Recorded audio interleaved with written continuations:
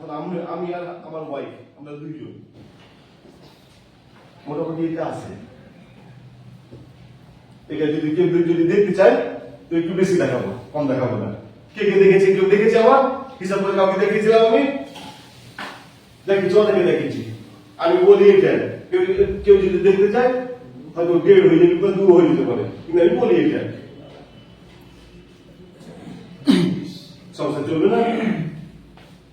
শুধু ধৈর্য দাও স্যার। আজকে সম্মান, প্রচুর মানুষের কাছ থেকে যে সম্মান, এই যে ভালোবাসা, প্রচুর আজকে ডাক্তার টিমে কাজ করে, প্রচুর মাস্টার, প্রচুর কবিরাজ, সমস্ত লেভেলের মানুষ কাজ করে। কালকে কাজে ছিলাম, যে মানুষটা জয়েন করেছে কোটি মানুষ, বিশাল পয়সা মানুষ। আমাদের 4-5টা সিনেমাও করেছি, 8টা সিনেমা কয়টা? 8টা। তাই মোবাইল উঠে গেছে। তো ও বলছে স্যার আমি থাইল্যান্ড অ্যাসেপ্ট করবো, মেবি এই সপ্তাহে থাইল্যান্ড অ্যাসেপ্ট করবো। থাইল্যান্ড কত টাকা লাগবে? 10 লাখ। 5 করে 10 লাখ টাকা লাগবে। এই সপ্তাহে ও নিজেই মারবে। কেন? কাটিয়া হচ্ছে কৃষক এলাকা, ভুট্টা চাষ হয়, প্রচুর মানে চাষি এলাকা। কি করে ঘোষ করে নিয়ে বিহারে লাখ টাকা, কোটি টাকা ঘোষ করেছিল যে আলাদা শাড়িতে নিয়ে মোটামুটি 12-13 লাখ টাকা এই তো কয়েকদিন আগে শুধু ঘোষ তুলো। আমাদের যে মেডিসিন না, এখন রেজাল্ট আছে আমাদের। তো এই জিনিস আমাদের মাইন্ডসেট করতে হবে। আমি কিছু পয়েন্টে আসবো। প্রথম আমাদের ডিস্ট্রিবিউটার, আমরা সবাই পেয়ে গেছি, ঠিক? আমাদের কাজটা বেসিক কাজ। আমাদের বেসিক কি কাজ? প্রথম আমাদের ডিস্ট্রিবিউটার হতে হয়। আমরা সবাই ডিস্ট্রিবিউটার হয়ে গেছি। বসেছিল না, নামাজ পড়ে দেখে চলে গেল। ও আচ্ছা, সো ডিস্ট্রিবিউটার হতে হবে। তারপর আমাদের মাইন্ডসেট করতে হবে। মাইন্ডসেট কি?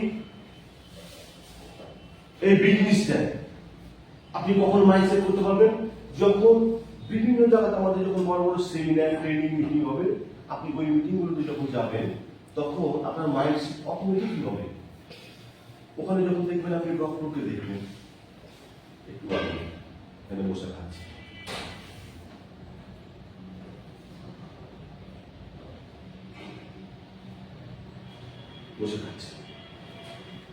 এটা হচ্ছিল আমাদের আনন্দিত।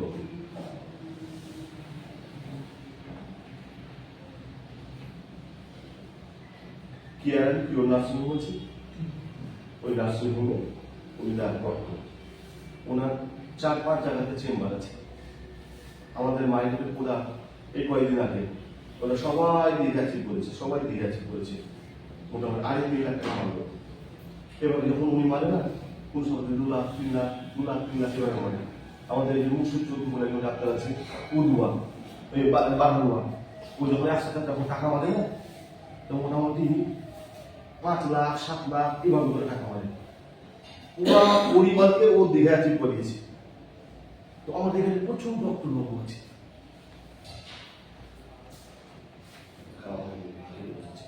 আপনাদের কালীচুরি যাওয়া বাড়ি হচ্ছে গোমাল। কালীচুরি যাওয়া হলো আপনার যে নিউ মার্কেটে যে বড় কসমেটিকের যে দোকানটা আছে, ও শ্বশুরের দোকানটা। তো এখানে সমস্ত লেভেলের মানুষ কাজ করে। যখন আপনি দেখবেন না, তখন আপনার মাইন্ড অটোমেটিক সেট হবে যে না, আমি একা কাজ করি না। হয়তো আমরা 22-23 জন বসে আছি, আমরা কি বোকা বানিয়েছে? আমরা যখন নিজেদের আমাদের মনে হতো, আমরা শুধু নিজেরাকে দেখছি। যখন বড় সেমিনার যখন আপনি দেখবেন, এত বড় এত লেভেলের মানুষ, হাই প্রোফাইলের মানুষ কাজ করছে, আমি কেন কাজ করবো না? মাইন্ডসেট যদি না হয় কাজ আপনি করতে পারবেন না। একবার যদি মাইন্ডসেট হয়ে যায়, মানে হাউ পার যদি আপনার ক্লিয়ার থাকে, হোয়াই পার আপনি অটোমেটিক করতে পারবেন। হাউ সোজা বাংলা, হাউ পেঁচা পেয়েছে, হোয়াই কিভাবে করতে হবে কাউকে জিজ্ঞাসা করতে হবে না। আমার হাউপারটা ক্লিয়ার, আমার পেঁচা পেয়েছে, হয় কিভাবে করবো আমাকে কাউকে জিজ্ঞাসা করতে হবে না। আমি দিল্লিতে পার্লামেন্টের সামনে আছি, হাউপার আমার ক্লিয়ার হয়েছে, পেঁচা পেয়েছে আমার, এটা হাউপার এটা আমার ক্লিয়ার। হয় পার, আমি পার্লামেন্টের সামনে আছি, চারদিকে সিসি ক্যামেরা, পুলিশ প্রশাসন, বিএসএফ, আর্মি ভোট দিতে দাঁড়িয়ে আছে। হয় পার আমার ক্লিয়ার, পেঁচা ক্লিয়ার হয়েছে, তো মানুষ থাকবে না কেন? যে কোনো মোড় আমাকে করতে হবে, একটু সুযোগ পেলে আমি করবো, কারণ আমার হাউপার যদি ক্লিয়ার হয়ে যায়, হয় পার কাউকে শিখিয়ে দিতে হবে না। হাউপার আপনার খিদা পেয়েছে, প্রচন্ড খিদা পেয়েছে আপনার, হয় পার কিভাবে খাবেন, কোথায় পাবেন, কোনো খাওয়া নাই, টাকা নাই, যে কোনো পরিস্থিতি আপনি সেটাকে ম্যানেজ করবেন। আপনি কলকাতা গেছেন, হাউপার আপনার খিদা পেয়েছে, আপনার মানি ব্যাগ সব হারিয়ে গেছে, মোবাইল কিছু নেই, হয় পার প্রচুর খিদা পেয়েছে, হাউপার প্রচুর খিদা পেয়েছে, হয় কিভাবে খাবেন আপনি নিজের লজ্জার চোখ গোষ্ঠী বিক্রি করে দিবেন। আপনি যে মানুষকে ডাইরেক্ট হ্যান্ডসাম ছেলে বলবেন, দাদা আমার সব চলে গেছে, আমাকে 10 টাকা দেন, খিদেটা সহ্য করতে পারছি না। কারণ হয় পাটা কাউকে বলে দিতে হয় না, তো আমাদের মাইন্ড সেট করতে হবে। তারপর হচ্ছে নেম লিস্ট, আমাদের নামের লিস্ট করতে হবে। এই বিজনেসটা করতে আপনার সুবিধা তখনই হবে যখন আপনি একটা নামের লিস্ট করবেন। অনেকে বুঝতে পারি না কার কাছে যাবো স্যার। আচ্ছা, একটা পরিবারে যখন বিয়ে দেয় না, তো সর্বপ্রথমে নামের লিস্ট বানায় কাকে কাকে ইনভাইট করবো। বাড়ির মা বাবা ছেলে মেয়ে সবাই বসে যে ডিসিশন নেয়, আচ্ছা বলো তোমার কেউ বন্ধু আছে, ছেলেকে বলো তোমার কেউ বন্ধু আছে, মেয়েকে বলো তোমার কোনো বন্ধু, আচ্ছা আমাদের যা রিলেটিভ আছে, আগে লিস্ট তৈরি করার পর ভিজিটিং কার্ড বানানো হয়, তারপর তাদের বাড়িতে বাড়িতে যায়। এমনি কোনো কিছু প্ল্যানিং নেই, হবে না স্যার। বাড়িতে বিয়ে দিয়েছেন, আপনি যে মশলা কিনবেন আগে সর্বপ্রথম আপনাকে লিস্ট বানাতে হবে। কোন ক্যাটারের কাছে গিয়ে কিংবা আপনাকে নিজে যারা ভালো ওই ব্যাপারে দক্ষতা আছে তাদের সাথে বসে আপনাকে লিস্ট বানাতে হবে কি কি লাগবে রান্না করার জন্য। তবে আপনি করতে পারবেন। হঠাৎ এমনি চলে গেছেন, বাড়িতে বিয়ে আছে, একটা ওই ব্যাগ ধরে আর আপনি কাজের জন্য বাজার চলে গেছেন, কি কিনবেন আপনি বুঝতেই পারবেন না। দেখবেন যে 50% কিনেছেন, 50% ছেড়ে দিয়ে চলে গেছেন। তার জন্য আগে কি করতে হয়, আগে লিস্ট করতে হয়। তো এই বিজনেসে আপনি লিস্ট করবেন, লিস্ট করার পর শর্ট লিস্ট করবেন, যদি পারেন তো লিখে নেবেন। কি করবেন, আগে নামের লিস্ট করবেন, মামার ছেলে, মাসির ছেলে, ক্লাসের বন্ধু, আড্ডার বন্ধু, ঘোরার বন্ধু, আমার কাকার ছেলে, আমার গ্রামের ছেলে, এইভাবে আপনি লিস্ট করবেন। হয়তো আপনি 50 জন বা 100 জনের লিস্ট করেছেন, ওই 100 জনের মধ্যে থেকে আপনাকে একটা শর্ট লিস্ট করতে হবে, মানে লিস্টটাকে ছোট করতে হবে। ধরুন আপনি 60 জনের লিস্ট করেছেন, এই বিজনেসের জন্য আমার কতজন মানুষ লাগবে? 2 জন লাগবে। আপনি লিস্ট কতজনের করেছেন? 60 জন। আচ্ছা, 60 জনের মধ্যে থেকে আপনাকে লিস্টটাকে আরো ছোট করতে হবে। কত ছোট করতে হবে? 50% করে দিতে হবে।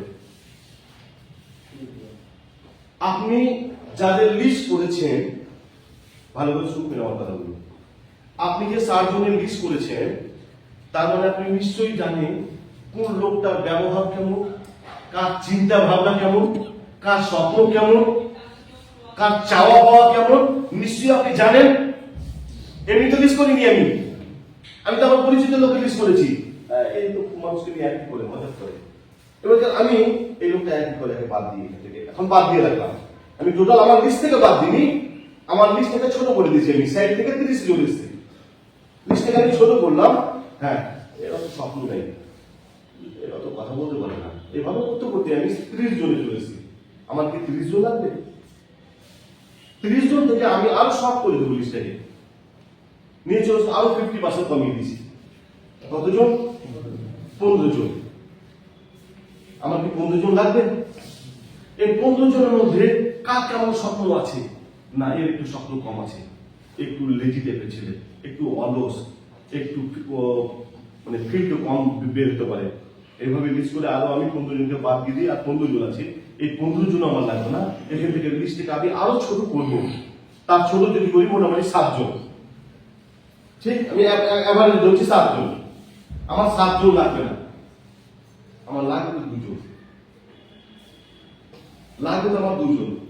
এই 7 জন থেকে এবার আমি বাছাই করবো।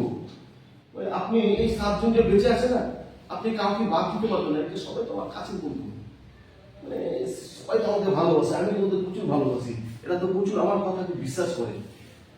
তবু আপনি 7 জনকে নেবেন না, ওখান থেকে আরো আপনি 50% কমিয়ে দিবেন, থাকবে কতজন?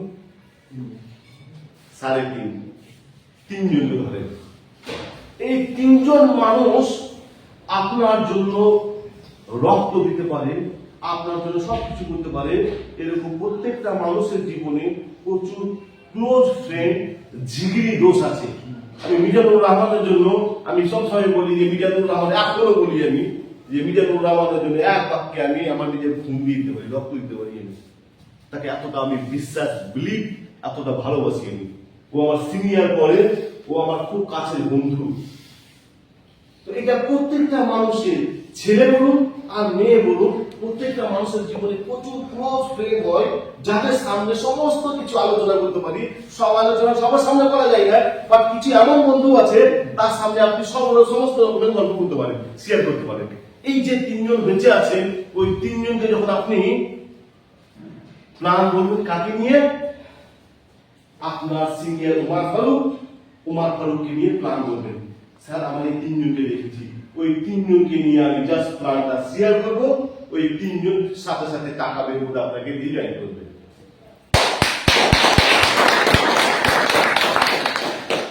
কিন্তু আমরা নামের লিস্ট করিনি, তার জন্য আমাদের ভুলটা কি হচ্ছে? এই 60 জনের লিস্ট করেছি।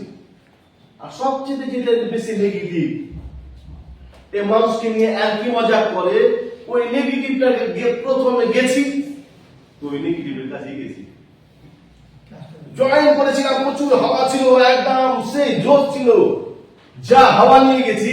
প্রথম গেছি তো কার কাছে? নেগেটিভের কাছে। যা হাওয়া ছিল সব বের করে দিয়েছি। ও তো জয়েন করবে না, দরকার পড়লে আমাকে ছাড়ার প্ল্যানিং করছিল। তখনই আমরা কি হয়ে যাই? সেই মুহূর্তে আমরা নিরাশ হয়ে যাই, মনে হয় আমি কাজটা করতে পারবো না স্যার, মনে হয় আমার দ্বারা কাজটা হবে না স্যার। কারণ ফার্স্ট টাইম আপনি ভুল মানুষটার কাছে গেছেন, কারণ আপনি লিস্টটাকে আপনি যাচাই করেননি, আপনি নিজে সার্ভে করেননি, নিজে আপনি পরীক্ষা করেননি, লিস্টটাকে আপনি নিয়ে পুরো ভালো করে দেখশুন করেননি, তার জন্য আপনার এই ফলটা হচ্ছে। আমাদের প্রথম এইটাই হয়, সবচেয়ে প্রথম যখন যাই নেগেটিভ মানুষগুলোর কাছে যাই, আর নেগেটিভ গুলো আমার মামার ছেলের কাছে গেছি, ওরে আল্লাহ আমার ছেলে নেগেটিভ গুলো হয়, আর ইন্ডিয়াতে কোনো মানুষ নাই, ওর কাছে আমি 5 বার গেছি। আমি জানি, আমি জয়েন করেছি, আমি একমাত্র গ্রামের ছেলে, আমি উদুয়া থেকে এসে আপনাদের কালীচুকে পড়াশোনা করছি, আমি শিক্ষিত, আমাদের গ্রামের শিক্ষিত ছিল। আমি যাকে বলবো সেই বিশ্বাস করতে, আমি যাকে বলবো সেই বিশ্বাস করবে।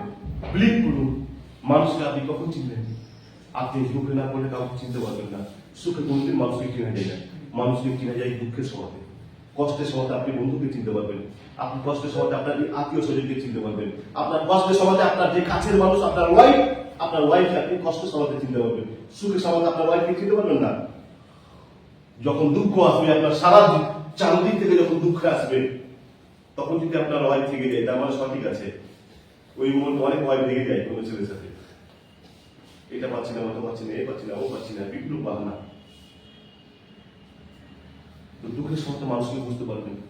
আমি জানি যে আমি আমার গ্রামের শিক্ষিত ছিল, চাকরি করবো, চিকিৎসা করবে, এতটা আমার মানুষ আছে, তারা এতটা আমাকে ভালোবাসে, প্রচুর রেসপেক্ট দেয়, প্রচুর সম্মান দেয়। এখন আমি আমার গ্রামের সবচেয়ে শিক্ষিত ছেলে।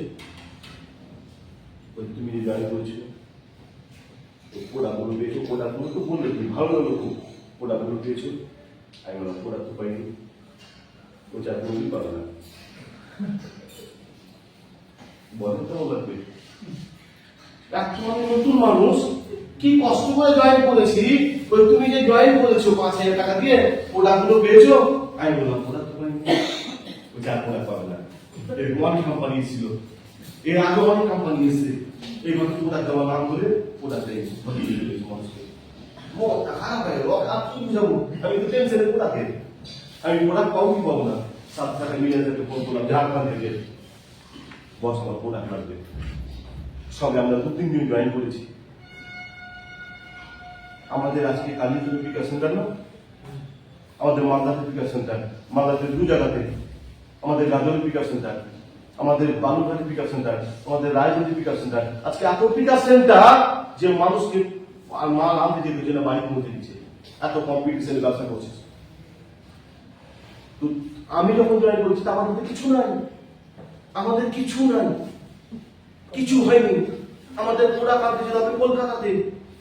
আচ্ছা, আমার সিনিয়র মিডল আমাকে জয়েন করিয়েছে, তো ওনার ইনকাম হয়েছে 450 টাকা। আচ্ছা, আমার মান্থলি যদি আমি যাই কলকাতা, কত টাকা বাঁচাতে পারে?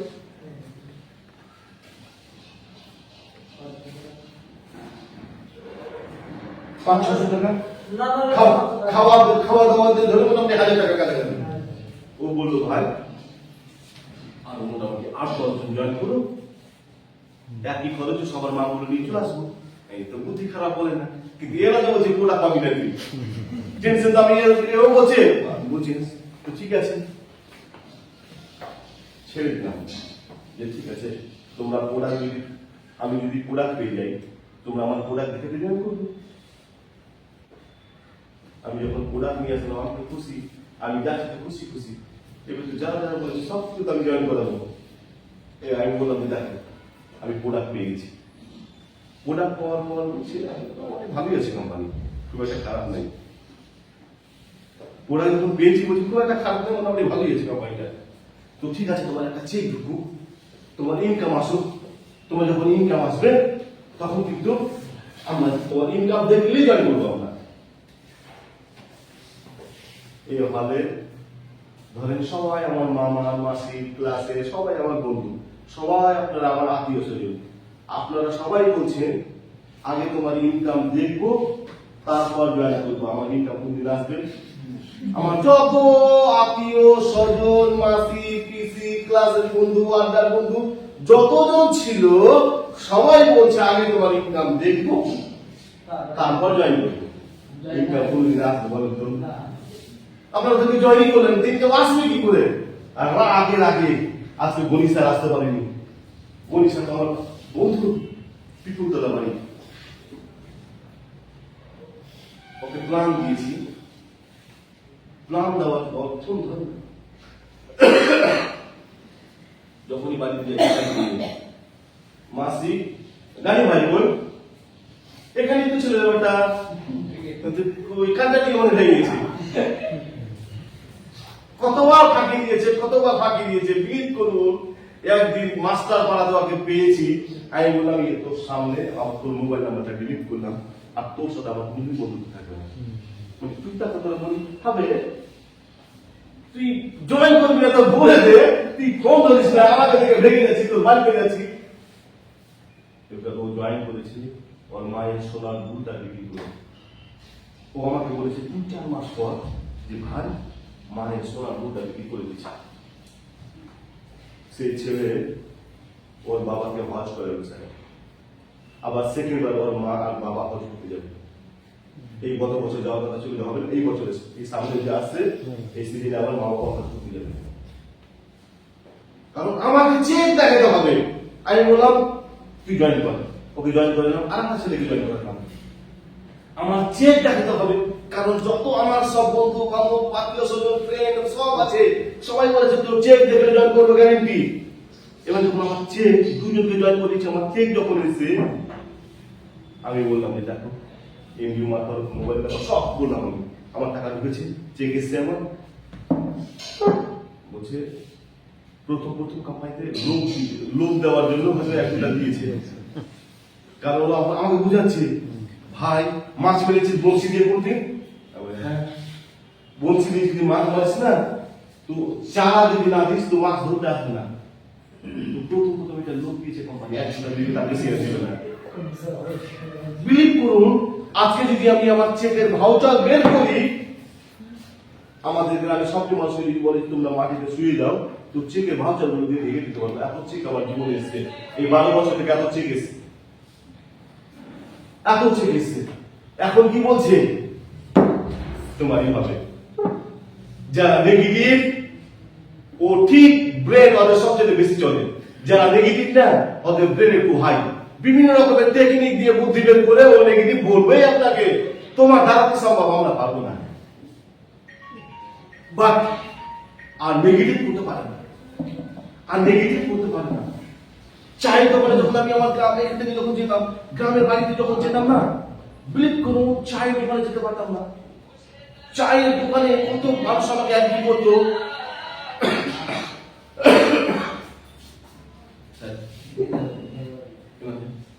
কত বাজে? 3টা বাজে 10 মিনিট। না স্যার, কলকাতা সুন্দরবনটা একটু। হ্যাঁ বলছি, সব বলছি, 10টা মিনিট হ্যাঁ, চায়ের দোকানে যেতে পারতাম না।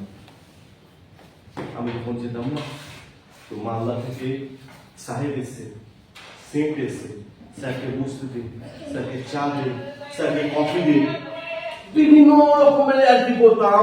একদিন আমি এক দোকানে যাই আমাদের মোড়ে, মা বলছে কি হইতে হয় না, আমি বললাম আমি মরে যাচ্ছি, সবাই আমাকে নিয়ে মজা করছে, সবাই আমাকে নিয়ে হাসছে। বিলিভ করুন আমি যেতাম না, ওই হ্যাঁ বাংলা ওরা মজা করছে সেজন্য তুই যাবি।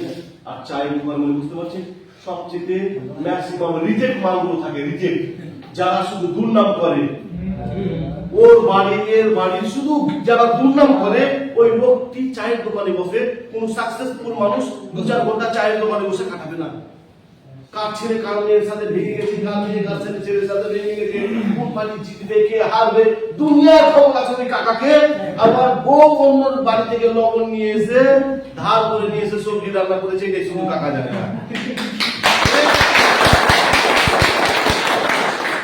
এবারে যদি আপনি ওই কাকার মতো যদি ওই কাকার কথা শুনেন, আগামী দিনে আপনি নাম্বার 1 কাকা হয়ে যাবেন।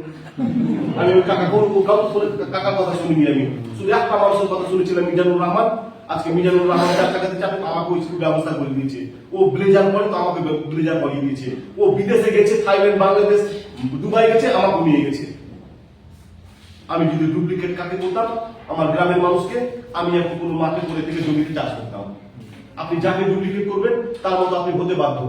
আপনি ভালো মানুষ, 5 ওয়াক্তের নামাজ পড়েন, আপনি যে মদ খোর তার সাথে আপনি ঘুরেন, 100% 2 থেকে 3 মাসের মধ্যে, 4 মাসের মধ্যে আপনি আস্তে আস্তে বলবেন মদটা কেমন হয় ভাই, এক কথা নিয়ে জীবনে তারপর বলবে ভাই একটু দিলে না, তারপর বলবে ভাই একটু গ্লাস দিয়ে না, হাফ গ্লাস দিয়ে না, এই করতে করতে এমন দিন আসবো এটা বলার মুখ বক্ষ হয়ে গেছে।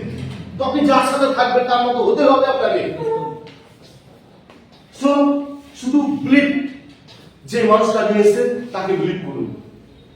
এবার অনেকে বেরিয়ে যাবে, আমাদের একটা মেসেজ আছে সুন্দরবন, সুন্দরবন থেকে একবার আছে এখানে সুন্দরবন একবার কেউ নেই, দীঘা একবার কে দীঘা এক করেছে স্যার, গাম্ফার 4 জন, আর 5 মিনিট শামসুদ আছে আর একজন আর আছে, স্যার চলে গেছে। সুন্দরবন একমাত্র জায়গা যেখানে রয়্যাল বেঙ্গল টাইগার, যদি ভাগ্য ভালো থাকে তো দেখতে পাই, রয়্যাল বেঙ্গল টাইগার ইন্ডিয়ার কোন জায়গাতে পাওয়া যায়, তার নাম হচ্ছে সুন্দরবন। আশা করি খবর শুনে এটা নিউজ আছে। তো আমাদের যে ট্যুরটা হবে সুন্দরবনে পুরো লঞ্চের উপর, আমরা দীঘা যখন যাই তো পায়ে হেঁটে হেঁটে আমরা সব ঘোরাঘুরি করি। আমরা যখন দার্জিলিং, গ্যাংটক যখন যাই, ডুয়ার্স যখন যাই, তো শুধু গাড়িতে গাড়িতে। আর যখন আমরা সুন্দরবন যখন যাব, তো সুন্দরবন আমাদের শুধু লঞ্চের উপর, খাওয়া দাওয়া সবকিছু আমাদের মিটিং সব লঞ্চের উপর, বড় বড় লঞ্চ আছে। তো সুন্দরবন আর মাত্র 1 সপ্তাহ সময় আছে।